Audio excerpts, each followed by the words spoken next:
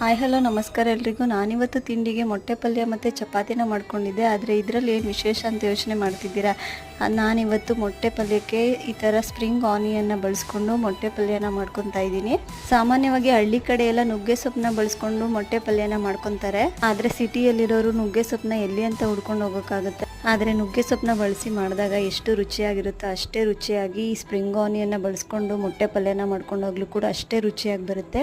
ಈ ಥರ ಪಲ್ಯನ ಮಾಡಿ ಮಕ್ಳುಗಳಿಗೆ ಕೊಡೋದ್ರಿಂದ ಮತ್ತು ನಾವು ಕೂಡ ತಿನ್ನೋದ್ರಿಂದ ಡೈಜೆಷನ್ ಪವರ್ ಇಂಪ್ರೂವ್ ಆಗುತ್ತೆ ಅಂತಲೇ ಹೇಳ್ಬೋದು.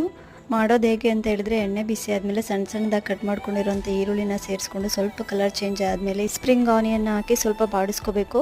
ನಂತರ ಅದಕ್ಕೆ ಅರಿಶಿನದ ಪುಡಿ, ಧನಿಯಾ ಪುಡಿ, ಖಾರದ ಪುಡಿ ಮತ್ತು ಪೆಪ್ಪರ್ ಪುಡಿನ ಹಾಕಿ ಮಿಕ್ಸ್ ಮಾಡಿ ನಂತರ ಅದಕ್ಕೆ ಮೊಟ್ಟೆನ ಹಾಕ್ಕೊಂಡು ಚೆನ್ನಾಗಿ ಮೊಟ್ಟೆಲಿರೋ ಹಸಿ ವಾಸನೆ ಎಲ್ಲ ಹೋಗೋವರೆಗೂ ಚೆನ್ನಾಗಿ ಹುರ್ಕೋಬೇಕಾಗುತ್ತೆ.